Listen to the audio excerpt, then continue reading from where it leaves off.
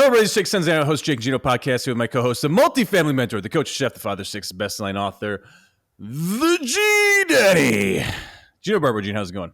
Jake, I've had better days. I'm not going to lie to you, but dude, you're so happy right now. Stop lying. It's two lies. Come on. Never had a better day than this. Oh my God! Can you just introduce the guest before I just try to you're in Knoxville, so it'd be hard for me to do that. But please introduce the guest. All right. Today's guest is the principal broker of Real Approved Inc. and founder of the OP3M coaching system. He has inspired tens of thousands to invest over $500 million in real estate and is on a mission to inspire 500,000 more. I think that's a Cranberry song. More to increase their income, achieve their real estate dreams. So without further ado, Steve Hamoen, welcome to the show. Welcome. Thank you. Thank you very much. And I'm excited to chat with you guys, man. I went down to your event in Nashville. What an amazing group of people at the Money Mixer. That was so much fun. And to be honest, it was the first time actually I was in Nashville. So Nashville itself was such a great experience too. I was blown away by it's what I said to somebody, and hope this doesn't come across in any way other than positive for everybody. But it was the idea that it's like it was like New Orleans, but happier and cleaner. And the Jake and Gino community. Yeah, all of it, Nashville. maybe all of it. Yes, it was just amazing. It was good. No offense to New Orleans, I love New Orleans, I love the culture, but man, Nashville was an eye opener. It was an awesome place. Well, so very cool. Yeah. So Gino really gets mad at me if I don't get formal and buttoned up, and he wants to hear your background and how you rose from the ashes and you came back to life as Steve the White instead of Steve the Gray. So I'd love to hear that story if you have a minute. You shall pass. I started off in my early years in sales consulting. So I did CRM systems, I did sales consulting, and I did sales training, and I taught salespeople all around the world. And I really enjoyed what I was doing until I had a little bit of a dispute with the owner of the company. And I decided I've got to get out of the consulting world and get into something that is more tangible. And I went into construction space. And what a huge pivot. I was white collar world straight into blue collar world. And when I went into the blue collar space, we were specifically tied around HVAC systems. And we were doing some of the largest HVAC systems in Canada in the residential space. The average house we were working on was about anywhere between 20,000 and 55,000 square feet for a single residence. So these were very large homes. It's a really big house. Very big houses. Yeah. They were the size of the hotel probably I'm staying in right now. And I didn't know people had that kind of money in Canada. Well, when you convert $5 American to Canadian, you get a really good exchange on that. So damn, dude, that's a big house. Yeah, they're big houses for sure. And so it was a lot of fun. Like the projects were very interesting. We were doing a lot of things that had never been done before. And so because, people got more excited about what could be done rather than what has been done. And so we had some really interesting projects. We're doing indoor pools, we're doing snow melting systems, a lot of radiant heating, and just a lot of heat of absorption and all these kind of fun stuff. What's the heating bill on a 50,000 square foot house in snowy Canada? I think they don't care. So dude, you always care, Steve. You always care. You probably always do. You care. Yes, Jake Senziano cares. There you go. Yeah, I never really asked, to be honest. That wasn't.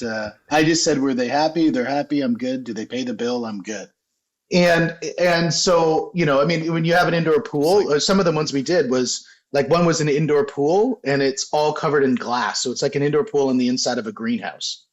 And so you can imagine in those system changeovers in the wintertime, that's like having, taking your bottle of Coke out of the fridge and setting it on the counter and just watching condensation happen and then trying to fight that mechanism. So we did a great job of doing that. And so we were working on really interesting projects. And I did that from about 2005 till about 2014. And 2014 was a really big pivot because 2014 was probably one of the hardest years of my life. That was when it was 13, 14, as I'm going to say. There was a lot of inflation that happened at that time. People stopped paying their bills because they had other priorities, I guess, than paying their bills. A lot of mechanical defects coming from factories because they were cutting costs. because of the rapid inflation. Warranties weren't being honored. It was one of the toughest times that ever happened. And I ended up actually having to close my construction business down under duress, being about $750,000 in the hole at that time. My wife, we were just having our second baby. Sounds like COVID. Yeah, right. It's exactly as the times we're going through right now.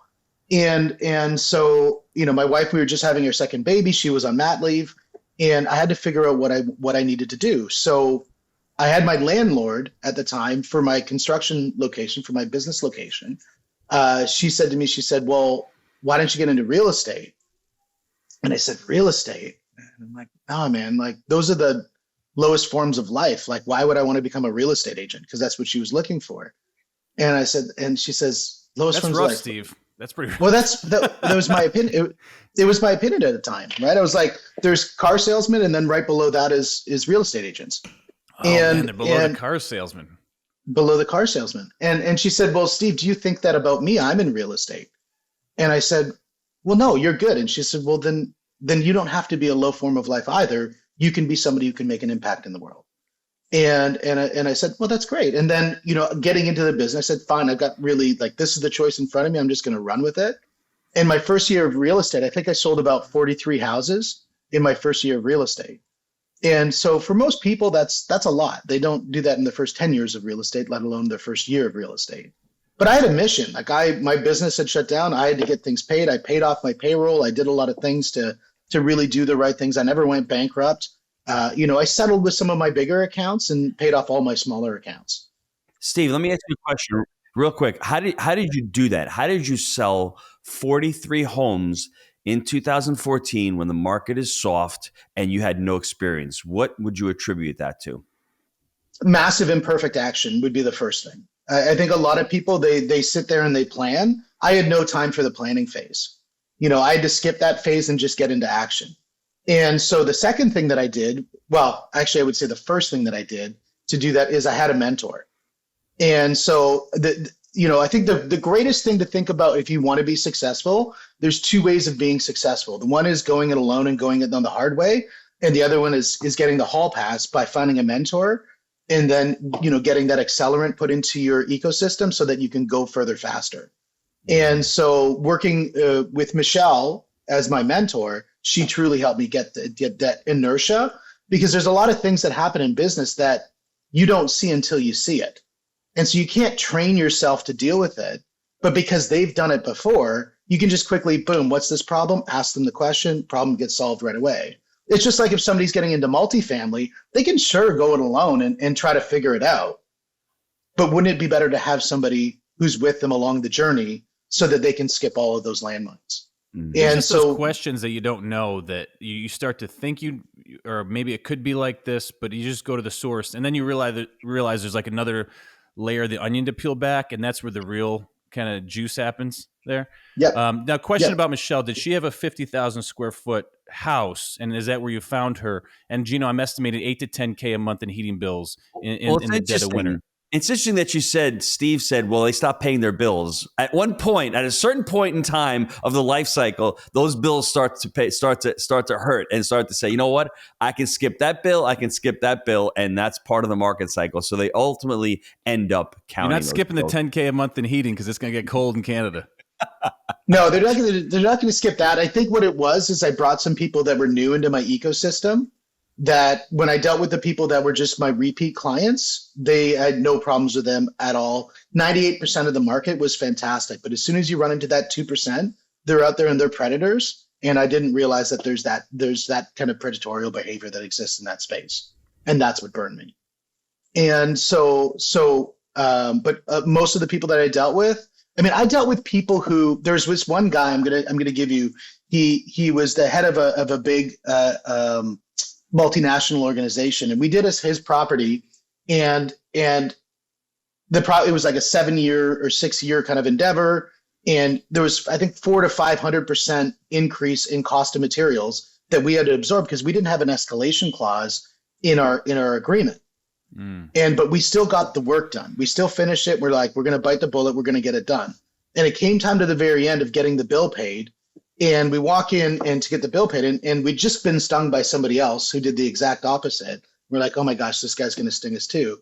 And he said, you want to get paid? Yes. There's been all this cost increase. The project took a lot longer than it was supposed to take. Yes.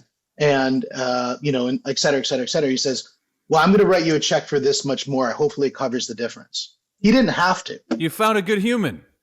Hooray. He was a good human. Yeah. Which was it was absolutely fantastic. So, cool. We dealt with a lot of people like that.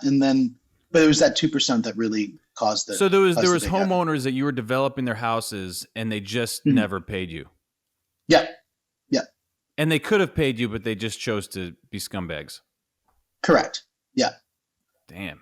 Steve, how did you go from that, though? You were in Nashville, as you said, with the Jake and Gino community, and I brought you down there specifically for one main reason. At Jake and Gino, we teach people to raise capital. Students have raised over $500 million, and there's a few ways to do it. One of them is to go online and to be a guest on podcasts, and the other one is to be a content creator as well.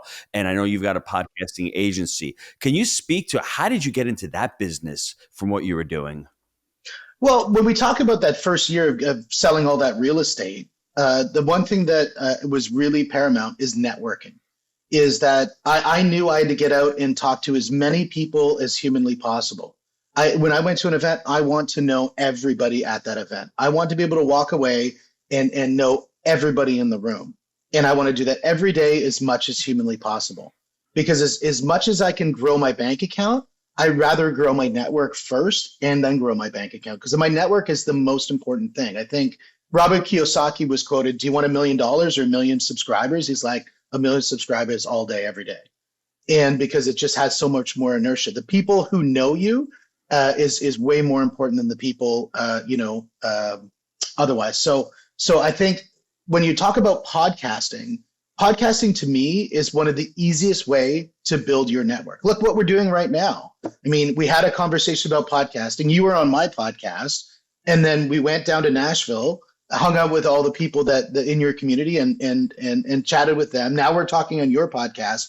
There's relationships that are being built in this process. Well, what was the underlying element? It was podcasting. And to me, I think most people, when they think about podcasting, they get podcasting wrong. And my mission is to help people get a really good understanding of podcasting, get it right, so that they can build a sustainable business through podcasting.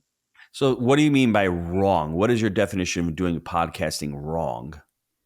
Well, I think when people start a podcast, the first thing that they do is they look at the long game and then they measure it with short game objectives. So I think what most people get wrong first is just not setting the right objectives, the right KPIs for measuring success in podcasting. I think in anything you do, you got to have a measurement tool to say, is this successful or is this not successful? And I think when people start a podcast and they're on episode 1 or episode 5 or episode 50 or whatever it is, and they're like, why am I not making money through the audience that I'm building? It's like, well, the 4 people who's watching your podcast, Uncle Louie, yourself, and your alt account, probably are not going to generate revenue for you. And so it's a long game. When we look at the audience is not a short game. Like, unless you spend accelerant money, and we can talk about that a little bit on doing that, but unless you spend accelerant money on growing your audience in a way that audience is actually real, not bots, it's not going to be anything that's going to give you current value revenue. I look at building the audience as the long game, just like buying a large multifamily. To me, a large multifamily isn't about the idea that it's going to help me pay for my groceries today. What it's going to do is help me create long-term wealth. So when I look at the audience, I measure it as what I call attention wealth. It's something that you build that at some point in the future, you will see dividends coming from it, but it's not something you're looking for to pay today's bills. Mm-hmm. Now, a lot of times people will lose at that moment because they're thinking, okay, well, I want a return today. Well, you still can get a return today in podcasting. It's an interesting mindset, the whole life. I want to stay here for a second because I think when you're starting off in multifamily, especially if you're scrappy and you're buying smaller mom and pops, and you don't have a ton of extra money coming in, you sort of have to make it work and get that money today too. So it's Mm. I think for the more seasoned investor, longer term, as you're growing, you may take a slightly different approach. But I think the people that don't have the means sort of need to find a way to make it work in the beginning too. So it's interesting. Yeah, It was just while you're saying no, that, I was I just actually kind of I like like what you say there. reminiscing Yeah, I through the like. past because I've been there. Yeah, You know? yeah. Well, I think you're right, and I think but the idea is to build on that is looking where you're going to get your long-term value and your long-term wealth, and looking where you're going to get your short-term revenue hits that are going to be able to create runway for sustainability. And I think if you can look under those two paths and try to figure out how do I win in the short term and how do I win in the long term, like as you said, the scrappy person needs to find that, like, how do they get an acquisition fee, or how do they get some sort of cash flow Well, immediately I'm out the talking door? about actually profit per unit on a monthly basis, right? That's the Yeah, real sustainability. yeah, But yeah, the cash flow. I Yeah, was just thinking. It's interesting that you yeah, say that. That's important. Let's stay on that just for 1 second, Jake. We're talking about cash flow, right? Cash flow gets you out of your job. Equity keeps you out of your job. So if you break it down into the podcast thing, the short term is the cash flow. It's what's going to feed you. It's what's going to help you out in the short term. But if that's all you focus on and you're not looking to grow that wealth, I think you're harming yourself. And I think if I'm correct in what Steve is saying, it's sort of the same thing with podcasting. If all you're focusing is on cash flow and not focusing on growing a real sustainable audience, you're not creating wealth long term. And you're probably not growing creating an a audience brand. either. Yeah. Yes. yeah. That's right. I think a lot of times people, when they try to grow their audience too quick, they'll go out and buy an audience, and they get a bunch of bots. Like you see this on Instagram all the time, where they've got 30,000 people to like you? That's the question of the day. Can you buy people to like you? Let's ponder that for a minute. Just let that sit. The thing that comes to my mind is Dan Bilzerian. Yeah. Dan bought parties and chicks and an image, and people liked it. I think people bought the image that Dan created. I'm just wondering. I don't think you can really buy people to like you, though. Maybe you can, but maybe it's fake. It's interesting. I don't know the answer. Well, We're going I up in think the clouds today, Steve. we're howling at the moon. The oldest industry was built on that. What's the oldest industry? I think we know. And so, but the idea is I don't think it's authentic. I think it's not something that's sustainable. And it's not going to create wealth in the long term, correct? Because you're actually targeting the wrong audience, and you're not going to be able to monetize or build something from that audience, correct? I 100% agree with that. I mean, I like my audience when I look at, so on my YouTube channel, I get about 30,000 views a month on my YouTube channel. And so it's not a bunch of views, but I don't really care so much about that other than I can say I get 30,000 views on my YouTube channel. What I care about is the smaller audience of, say, the 1,000 or 2,000 people who will watch on maybe some of the other platforms or even on the YouTube channel who interface with me. That when I talk to them, they're like, "Hey, Steve, I saw that interview that you had with Gino talking about multifamily," or "Hey, I saw that interview you had with Nick Shelton that helped me." There was actually one lady who walked at me and said, one of your guests helped me be at this event today and networking with people because I didn't know how to do that because I'm an introvert." And that to me is impactful. It means that the stuff that we're creating is creating actual actionable events. And that's how I measure success. So it's not like and subscribes that matter. It's what's the actionable things that happen out of the content that we're creating. Do you guys And remember the Money important. Mixer when one of the community members stood up and he was introducing himself and he's like, "Yeah, and if you see me in the corner acting like I'm on the phone, I'm really just texting my wife because I'm afraid to speak to people because he's introverted." It's so Yeah. That was such a cool moment where he was just authentic and open about being an introvert, and I think that really helped people be Blake attracted to him. Copeland, big shout out to Blake. Dude, that was brother. awesome, Yes. right? Yes, yeah, that was really cool. It was a great hook because what that did is said to everybody in the room, "Come talk to me because I'm not going to come talk to you." And everybody did that. I felt bad. I took the bait. And I went up to talk to him. But it also made him interesting and authentic. 100% it did. Yeah, it was great. It was perfect. So, Steve, when I'm looking at podcasting, and I'm just starting and I'm just listening to this for the very first time, should I think about starting my own show or should I think about getting on some shows first? Either can be beneficial. I think getting on some shows certainly gets that muscle memory starting to happen to just kind of see how other people do it. I think that's a great opportunity to go out and just meet people. I always look at it. It never has to be or. I think or is one of the worst words in the English language. I like the word and. And so could you go out and get on shows? Absolutely. And also be starting your podcast. Because if you did both at the same time, you're going to be able to start building up an inventory of skill sets through guesting, through talking to people, as well as starting to build up your platform. I think the platform is so important. Yeah. What's the next step, though? I mean, like, I'm listening to this. Jake and Gino. Jake, 7 years ago, no, probably 9 years ago, said, Gino, let's start a podcast. There was no solution out there other than us getting on. Jake is editing the podcast. Yeah, with but can you GarageBand. tell him your response when they said that? What's a podcast? Yeah. Literally, he goes, "What's a podcast?" I go, "I don't know. It's like this thing where people are talking to each other and doing interviews." It's a radio on the show. internet.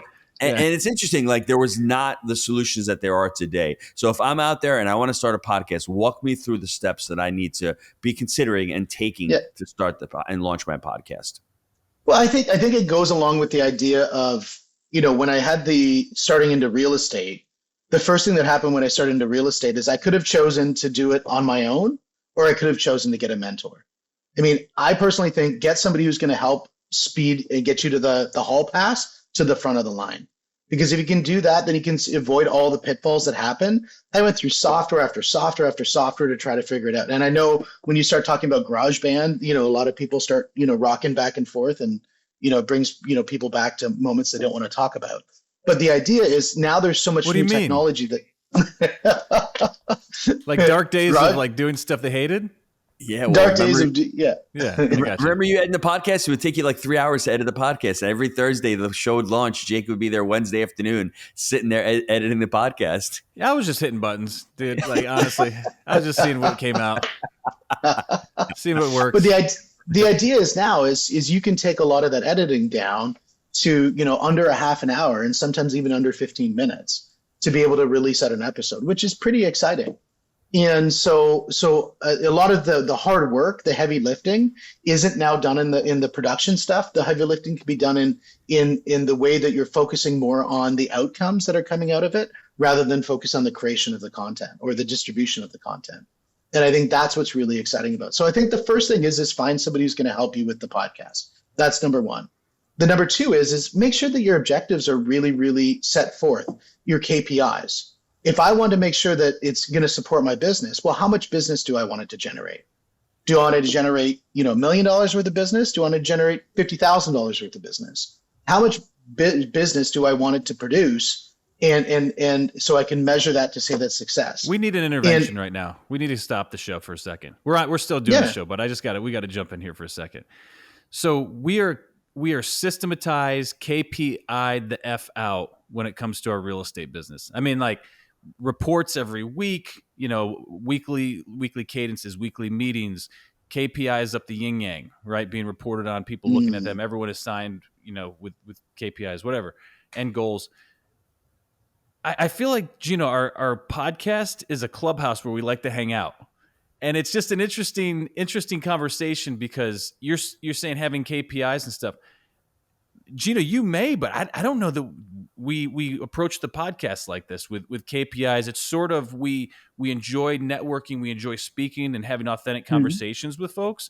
I don't know that we've ever looked at it as much like that versus like our clubhouse where we kick it with dudes. Gino, maybe you answer first and then we'll get Steve's banter. Yeah, what I would say to that was we initially started our podcast as more of being a thought leader, being a brand ambassador, and trying to get deals and investors. That's what it was. We were syndicating at the time, and we raised a ton of money through the podcast, inadvertently, actually, and we were able to sell tickets. And then that even is maybe like a little bit more thought out than what we were. I feel like we were just, let's do it.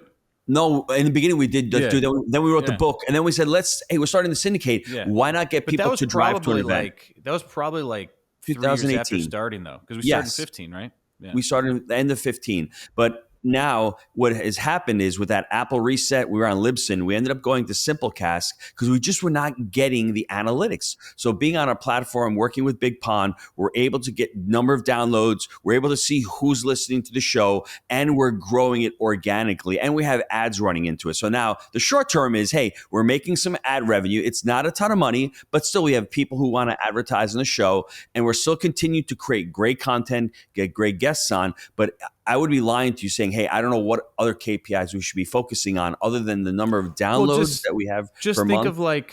Just think of like our pulse report that goes out. We're like, okay, every week we're looking at, here's how many vacant unrented units we have. Our goal is always 0. And then we look at our water bill, for example. I'm just a stickler on it. I want $50 per unit or less on our water bill. So like every week, these reports are going out there with delinquency, with work orders and other revenue metrics. But we definitely don't approach the podcast with that same sort of analytical thinking. So Jake, I kind of like that we don't in a way. But I let me jump in with the intervention as well. I think one of the problems with trying to have this podcast, where what we're trying to ultimately do is trying to sign up people to come to the Jake and Gino community. And if they constantly hear me and you pitching the community on the show, it becomes a turnoff. So it's very hard and disingenuous to do that. What we're trying to do is ultimately trying to create as much great content and have great conversation. I'm just trying to speak to people. Yeah. I got no, like, there's really like no agenda besides like, yeah. Yes. And I don't know if that's good or bad. And I guess we'll give Steve the mic now and let him hear from him. No, I think when you look at the starting point of saying when you started, because you have to go back to the very beginning when you're looking at your podcast. And you said we were syndicating at the time and we were using this as a vehicle to be able to raise capital. Not initially. Now, it was 3 years after that. It took 3 years. Was it 3 years after that? Yeah. Okay. Yeah. So you were just kind of figuring things out as you went. We're just doing it.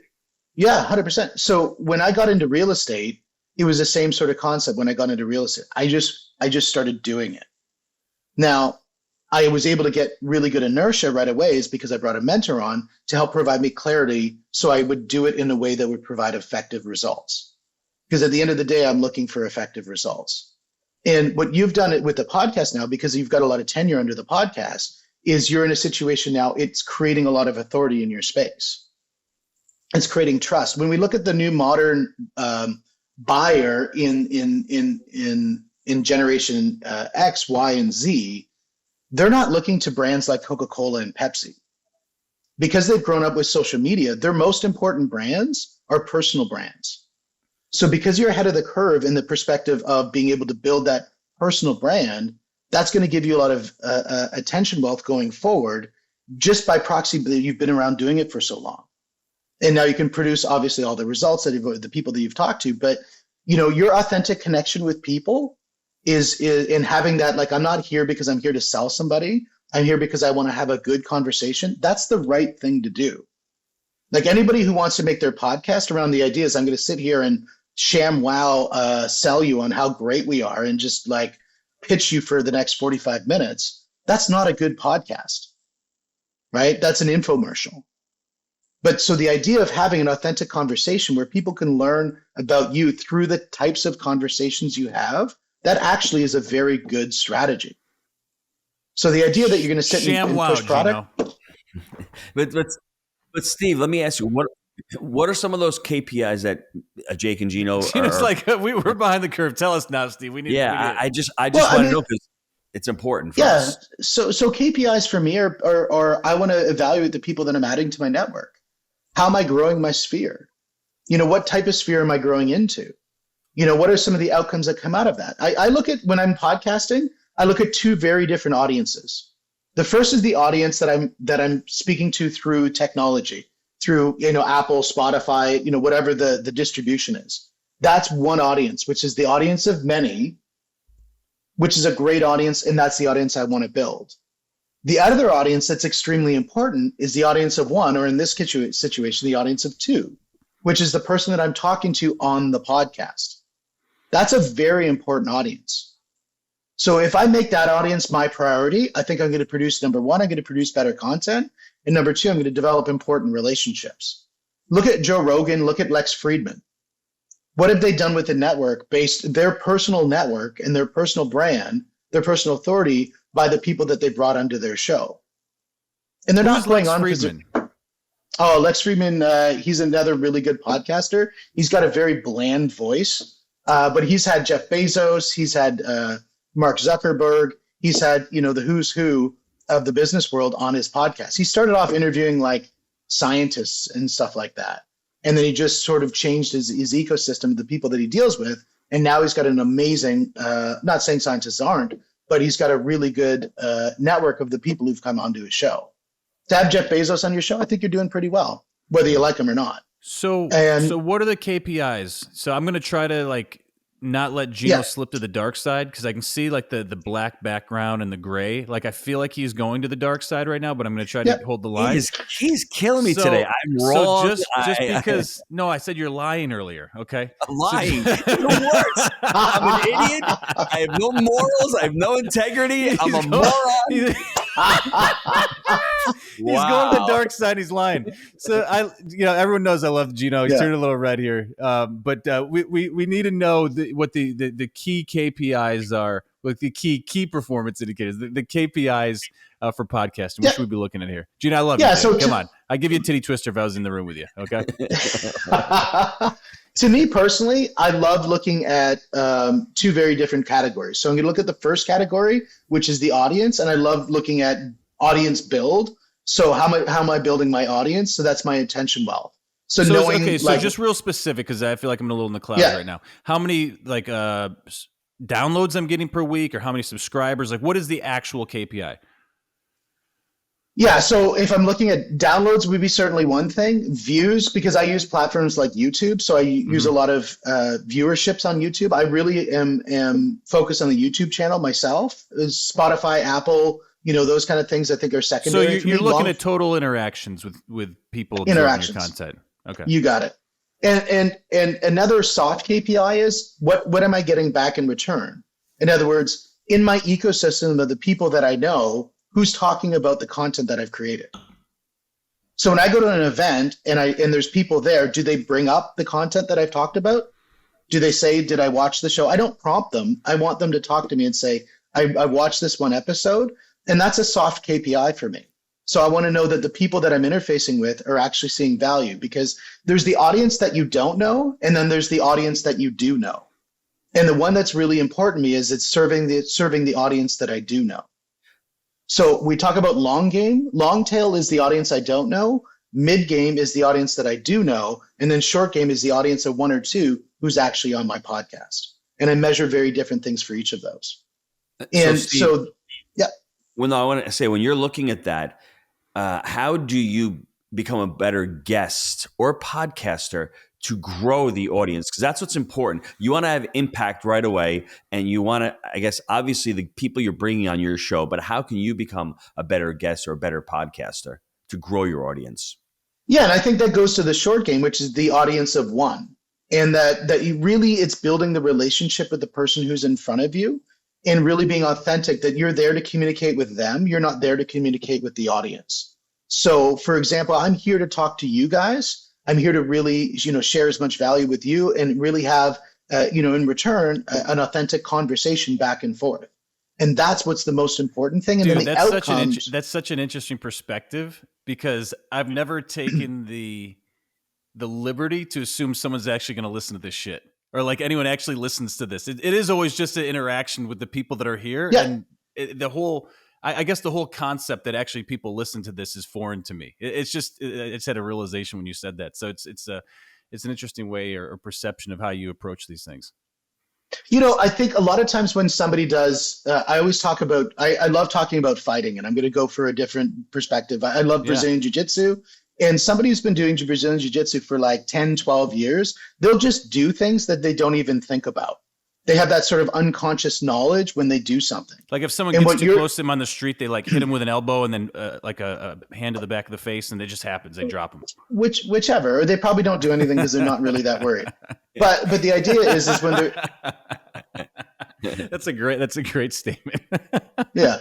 And so the idea is what you're saying is that you're into the unconscious knowledge phase of what you know about podcasting, because you've been doing it for so long. You just know that the authentic conversation is what's the most important part. that focusing on the audience isn't really what you need to be doing, because if you're creating good content, if you're having good relationships, the audience will build itself. I think And I've even so taken a that's different approach where I don't believe there's an actual audience and it's just three dudes kicking it, and maybe there is and maybe there's not. Whoa. well, that man. leads to again winning in the that's right. Tick tick tick. Yeah, Anyways, that's right. here we go. So Circling Steve, back. if you're looking at it from that perspective, we're basically the guides of the show, and the audience is the hero, right? We're not promoting ourselves. We're creating content for the hero or for the people listening to this show. So every time somebody comes on a podcast, that's the first thing that you need to do. You need to get into that mindset of it's not about me, me, me. It's about them, them, them, and how can I provide value and content for them to continue. Absolutely. Okay. Well, and that's where you go to the idea of talking about what it takes to be a really good host or what it takes to be a really good guest. And the idea of, if I'm coming on as a guest on your show, my goal is not to sell your audience. My goal is to educate your audience. My goal is to bring value to your audience. And that can come in a multitude of ways. That can come from just listening as a byproduct of a really good conversation. That could come from teachables, something that the audience can walk away and learn. And I always call them teachables, not sellables. Sellables are like, well, if you sign up for my course, you're going to learn something. A teachable is you can walk away without ever talking to me again and actually walk away with something of value. And that, to me, I think is really, really valuable if you're going for the teachable size. There's other ones where it's just great conversations and people enjoy it. Yeah. So when you say teachables, do you remember Lunchables when you were a kid? They would actually package, like you'd have a little crackers, a little highly processed deli meat, and maybe a little bit of cheese and something like that. So this is the Cheese. teachables is like the Lunchables. Yeah, whatever. The stuff that's poisonous, all that stuff, right? Yeah. So what's the playbook for the Lunchables for podcasting then? So someone can walk away from this with a basic understanding of how to get going. Let's give the value to the folks here. Empower the people. And I love power to the people. I love the connection to Lunchables, even though I think they're like the bane toxic of society. And dangerous. Yes, toxic and dangerous. But it was really cool. And I love the bombers. When you got the little gummies as a kid, they're like those bombers with the wings. Those things were great. The fighter jets. Yeah. So when we look at the idea of Lunchables, is what they did is they created 3 packaged items, right? There was the meat that was separate, the cheese that was separate, and the crackers that were separate. And so I'm going to talk about, in the way that you podcast, using that as a modicum for success is really understand how do you package it in a way that's going to be something successful. So first of all, the first package you have to have is authenticity about who you are and how you went from something to something, so people can care about what you're talking about. I think you talked a lot about this at the Money Mixer, Gino, about the idea of an origin story. Is having an origin story, something that people are going to identify with you, that they're going to say, this is somebody that I'm going to find interesting to listen to. Because not all the times it's about what you say, it can be about who is actually saying it. And so the idea is you have to have a story that people would identify with. Look, if somebody's gone through some big tragedy and you've gone through the same tragedy and you talk about that hard times, about how you were able to come out of it, they're going to go, okay, well, what has this person done to do that?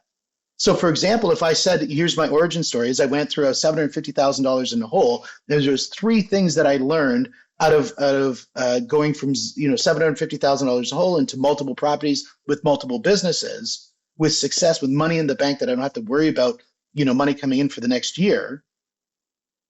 These are the 3 things that I learned, 3 things that took me from the here to here. Would you want to learn those 3 things? Probably, right? And so the idea is the origin story, I think, is something that really needs to happen. So that'll be the lunch meat. And then the next thing is you have to look at it, there's something that is actually a teachable or something that they're going to relate to. I like teachables personally on our podcast because that's really it's called the Money, the Mindset, and the Mentoring podcast. And so we want the audience to learn something out of it. And a lot of times, to be honest, I learned something out of it. I'll have people come on my show and when you were talking about grittiness of real estate versus, the long game of real estate, and that you can actually make money in the short term and the long term, I saw this parallel now that I can use as part of my, when I'm start talking about that as a good analogy. So thank you for that, Jake. And so I will come out of learning out of something in the process, but I also want to come out teaching something in the process as well. And so the idea is teach 1, teach maybe 2, maximum 3 things, but really focus on something that you're going to teach the audience that they don't need you, that they can walk away learning something that they're going to do. Because if it's a sellable, people are going to, it's disingenuous. It's just a sales pitch. But if they're actually going to learn something, they don't need you, and teach your best stuff. Don't hold back. Teach your best stuff so that they can then walk away with something successful. So first of all, have a great origin story that they identify with. That's your lunch meat. Then your teachables are the thing that maybe that might be the crackers or the cheese. The last thing is you really have to have a very good offer. Now, I'm not talking about an offer like, and for the next 5 minutes, you can buy this. But the offer can be something that is if somebody believes in you and they're like, I really want to learn from you, and then you actually teach them something, then having something where they can take a next step is a good, logical next step for them to do. And that ideally could be something free. Like, come to my free event, come to my online seminar, come to download my book. Come to my, e-speak or whatever it is. Whatever the thing is, come to my, have a conversation with me. Come on my podcast, whatever it is. Have something that's a next step for people to be able to then say, I can then transact with you. That feels authentic as a next step. I love that. All right. So we got origin story, the takeaway teachable, which is the processed cheese, and then the take a step towards you, Gino bobblehead doll. Come at you. Come get one for free. Gang, let's take a quick time out to hear from our sponsor. Now, we have had a great run in multifamily, going from 0 units to over $250 million in assets. That's over 2,000 apartment deals that we've been able to purchase through our framework, buy right, manage right, and finance right. Now, Jake and I, we created the Jake and Gino community back in 2015. We launched our first book, Build Our Profits. And since then, our students have closed over 60,000 units. That's over $4 billion in assets they've been able to close over the last 6 years. And that's why this community has been so successful. We call it results-based education, and we pour back into the community everything that we've learned on our journey from 0 to 2,000 units and all our systems and scale that we use on our very own property management and investing companies. Jake, I love that. It's not just education, it's implementation. So what I want you to do, click on that link down below, apply to work with our team, see how we can help you on your journey in multifamily. All right, we are back. Gino, you like the idea of a bobblehead for yourself? Dude, I just don't know. Maybe I should just opt out for the rest of this show because I'm like the punching bag of the show. So I don't think you need me. I think you wrap this thing up, baby. You know what I'm saying? I went from lying, moronic. Now I'm a bobblehead, huh? Holy cow! Steve, Dude, I got a Josh Allen bobblehead right here and a Mariano Rivera. Okay, if I had a Gino, I'd be complete. Step up. Yeah. Dude, you got to be big time to have a bobblehead. I don't know why you like the self-deprecating bullshit. Okay, get out of the hole. You the man. We love you. All right, stop feeling sorry for yourself, Gino. All right. Jeez, jeepers, creepers. All right. So multiple businesses now. I think the biggest thing for a lot of people when they step outside the corporate world is that they become this solopreneur. What is one tip or one learning that you've taken from your multiple businesses to take somebody from being that solopreneur to actual scale? First thing is taking massive action is the number one thing. Take massive action. Don't think small, think big. And the faster you can think big, the faster you'll do big things. And to me, it's thinking big would be, I don't want to own the process. I want somebody else to own the process. And I'll link this to AI, for example. A lot of people. So delegate. Delegate. You got it. Yeah. I think a lot of people, when they look at AI, for an example, is they're threatened by AI. But AI is just a really good employee. So now then, if you're threatened by AI, you're probably threatened by somebody taking your job, which means you really need to look at how you perceive delegation. And so I think delegation is one of the most important things when you're looking at skilling up. And when you skill up, that allows you to scale. On the cost side of things, I'm finding more value in virtual assistants than AI right now, and in my humble opinion. But it's not to say that in the next few years the cost comes down, or I'm just not working with the right vendors to implement it. But it's an interesting debate. So, for the podcast side of things, get an origin story, get a good teachable, get a bobblehead of Gino giveaway. We got that. Where is the real place to start? Do you just grip it and rip it, or what's your take on that? I think, again, it goes down to just finding somebody who's going to work with who's done it before is the first thing that you got to do. and then really start setting a game plan and then just getting into action. And getting into action, like we've had people who've grown their network by hundreds of people in a month through podcasting. And that's super exciting to see that they can see outcomes in a very short period of time. We've seen people have, they'll be a financial planner or a real estate agent, and they already have deals in the pipeline that comes through podcasting because they have the right structure. So I think the idea is number one is just get into action, but ideally get into action with somebody who's going to be there to help you along the journey. I think that's extremely important.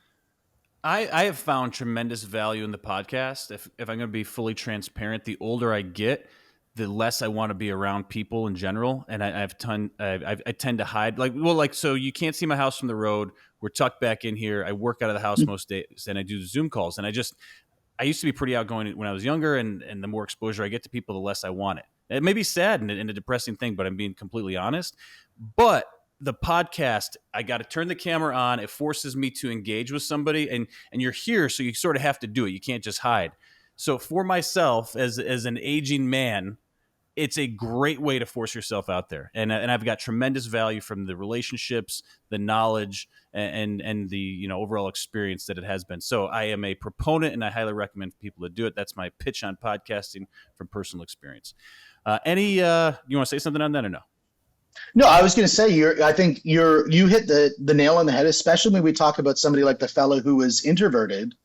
Podcasts are one of the best ways for introverts to network because it's very purposeful, very one-on-one in the way that they communicate with people. If you look at one of the most successful podcasts out there is the Iced Coffee Hour with Graham Stephan. And if you talk to Graham in person, he is very introverted. But on the podcast, his personality explodes. And so it's very interesting to see that. And so what you just said, I think just really hits a very targeted market of people who are very introverted. What a wonderful way for them to network. Well, here's the other thing too. In my 20s, I was very much an extrovert. I was a quarterback of the football team, was very much extrovert in college. I went into sales after that. But 20 years ago, you're not necessarily the person today that you were 20 years ago, and 20 years from now, people change, right? And I still can be an extrovert, but I definitely find myself shifting into more of an introverted status, if you will. Gino, how you doing? You want to jump in here, man? I miss you. I'm just listening to the conversation. I'm just picturing the bobblehead where I can order a bobblehead of myself. I'll get you one. I've purchased bobbleheads for the team before. I will get you one. It'll say G Daddy on the shirt. Okay, have very short jean shorts on and maybe like a biker collar. Just give me a tank top as well. Give me a Ronald Reagan tank top like you got me. That would look perfect, brother. That would look really good. Steve, any books, anything, podcast wise, anything that you've absorbed in the last year or two that's added value to your life that you want to share with the folks? I go to a lot of the podcast events. I find those are pretty exciting to get out to as much as possible. So I'll go to PodFest. I'm just at Podcast Movement right now in DC right now. So I think just getting out and getting part of the community, I think is really important. Books that I think are really important, I sort of tend to lean to some of the leaders in industry for books. So I'd be looking at, something like Sell or Be Sold, or I'd be looking at something like Start With Why by Simon Sinek. I think some of those things are the most important books that I look at. Specifically around podcasting, I think podcasting is more like the mechanics. I love to focus at the principles level and really kind of hone in on that as to the why somebody would do that. And that's why, I lean on Simon Sinek a little bit. You're referring to like principles in general or Ray Dalio? I don't know Ray Dalio as well. So I would say I can't comment too much around Ray Dalio, but when I talk about principles, I think principles are the higher why level. Podcasting. Yeah. You should check out Principles by Ray Dalio if you want something to. If you like the Titans, it's a fantastic read. I will definitely look that one up. Yeah. Best way for folks to get a hold of you. I think the easiest way is go to the podcast.stevehamoen.com, which is my podcast, and you can book an appointment right from there. You can check out the different episodes of the podcast we have on your favorite viewer, whether it's Apple, Spotify, or YouTube. You can even talk to our AI agent that's on there and ask questions about the different episodes. So it'd just be podcast.stevehamoen, HAMOEN.com. And then you can even just book an appointment with me to get as a guest on our podcast is a great way to do that as well. Can I make a request? Yeah. To you, Steve. Can we rebrand the podcast as of today? Steve Howl at the Moon podcast. A silhouette of you, a silhouette for the logo, a silhouette of you with the headphones on, and like a yellow moon, and you're like howling up to it. So you're like in podcast mode, maybe a mic, but you're like howling upwards. So Steve, yeah, with the silhouette there. I see like it. one of those, those velour blankets that people have on their bed from the 70s, in that kind of a pose, just like this. Yes. Yeah. And you're Steve Howling at the Moon show. I'm in. And in the background, I'll have my bobblehead with Gino in the back. On the shelf. On the shelf. Yeah. I'm sold. You got if that happens, you got another subscriber. All right, Gino, take us home.